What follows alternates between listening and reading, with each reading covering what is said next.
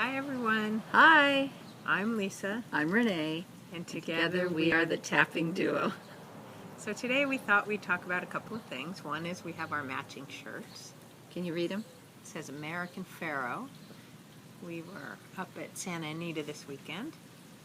And what do you want to tell them about it? Oh, it was exciting. We heard, in fact, in the morning, I heard that American Pharaoh was going to be up at the racetrack in Santa Anita, and Bill and Lisa and Bill's friend Ricky, had asked, they had an extra ticket, so they asked if I wanted to go. So I said, of course. And then I saw on the news that American Pharaoh was going to be there in the paddock and then take a little trip, not around the racetrack, but in front of the stands at about 4:30, I think it was. Yes. So we went up around 2:30, 3 o'clock, something like that, and we waited and we bet on some horses and had a great time. And then we went down to the paddock to watch him come out and be paraded around. And he's much smaller than I thought he'd be. Yeah, I expected a really big horse, really tall and powerful, and he just seemed, he wasn't ordinary, because obviously he won the Triple Crown, but he was ordinary. So, but the thing that I just have to comment, and I'm sure Renee will agree with me, we were there in time to see American Pharaoh. We had an awesome place along the gate. There was no one in front of us. It bordered the walkway. We had a straight shot view at the circle around the paddock. It's perfect. And what happens?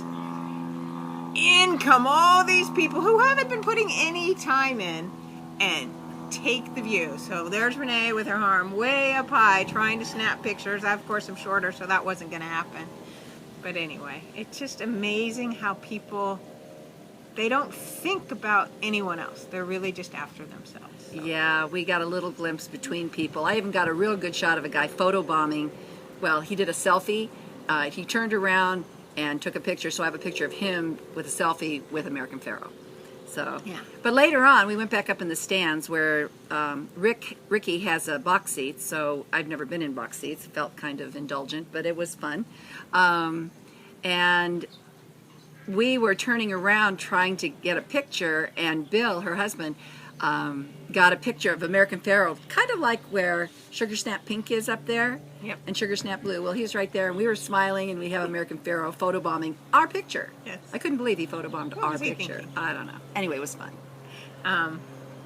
Yes, so if you have a chance to see him, you should go see him. What else we were going to talk about? So you think you can dance. Okay. So last night was Vegas. And we did an hour of stage dancers and an hour of street dancers. And I come away saying to myself, what did I just watch? Because the stage dancers just did a couple of, I don't mean to minimize it, contemporary type routines. There was a Broadway routine. And the street dancers were doing their popping and their animation. And apparently what's going to happen is the top 10 will be chosen from stage or street, and then they'll be introduced to different types of dance. And if they're not, they need to be. So anybody who's in the powers that be, I've had enough of the street and I've had enough of the contemporary. And what did you think? Well, I didn't watch it again. I've been telling Lisa I'm not going to watch it until Vegas week. I liked hearing her talk about it this morning in class, and a few of our other, I have a performing group on Tuesday morning, and they were talking about the show as well, and they're not interested in it this season either, which is really sad because these kids work really hard, but I'm not sure how much is scripted. I think they go out and they find dancers that have a story, and I think you have to dance for your life, right? Some they of the do. kids did. They randomly choose these kids. Well, we just can't pass you through yet. We need you to dance for your life. And I'm like, why? Is it because purpose? they don't have a story? Is it because they're not homeless? And I'm not putting any of those people down. I'm just saying they don't have a story. They're not from a divorced family, or maybe their life's too good.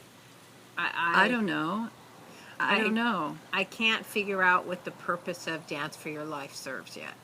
I understand in the competition if they want to give them an extra chance, but we're not that far along in the competition. Nobody's really been... The biggest challenge anyone's facing is accepting new choreography. And that's literally what Vegas is about.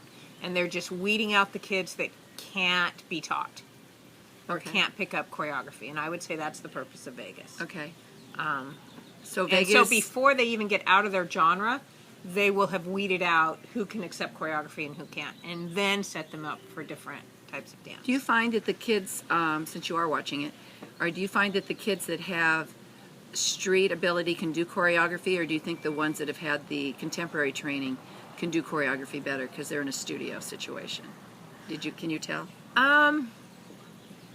The self-taught kids are having the harder time with choreography, but the stage dancers are being challenged with personality because they can pick up choreography quicker. So they're being told, if you can't sell yourself doing it to me, you will be out. Okay. Which is what the street people naturally seem to have, is that ability to bring you in. Right. And the stage are so technical that they don't, so they've challenged them differently. Stage people, I think, are being axed more based on personality or lack of personality or entertainment value, and street are being axed in an inability to pick up choreography. So maybe that levels the field a little bit. I don't know. Well, I think they'll start doing other types of choreography soon.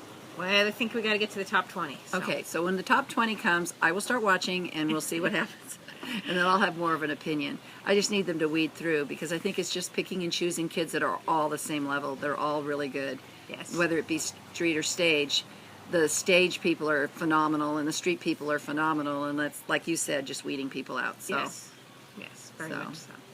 So then the last thing we were going to talk about was we both saw separately on Netflix the movie Cake. That doesn't mean you can't rent the DVD or see it some other way, but it is available on Netflix. Jennifer Aniston was nominated for a People's Choice or one of the nominations for her. I don't know if it was that one or a Golden Globe, or I'm not sure, but I know Jennifer Aniston did a phenomenal job. I can tell why she was nominated. It's a tough movie to watch. I really enjoyed it. It wasn't like last week's that had me all emotionally.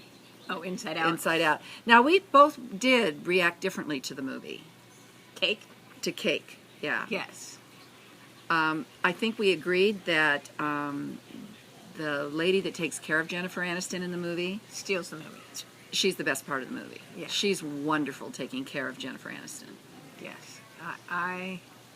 She makes that movie because she's so sincere and believable in who she is. I think she's very true to probably who she is in life. I always think that when somebody's acting really well, perhaps they've put so much of themselves in that part, they are naturally that person, so it's not so hard to play.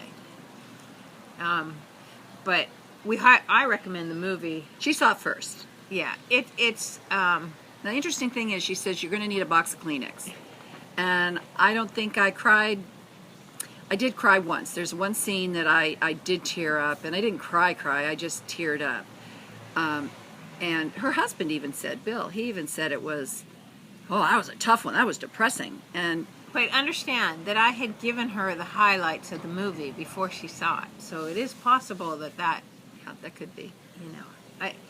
And I don't want to do that to the audience now, because there's probably people out there who haven't seen it. So. Well, it's about a lady who is dealing with her pain.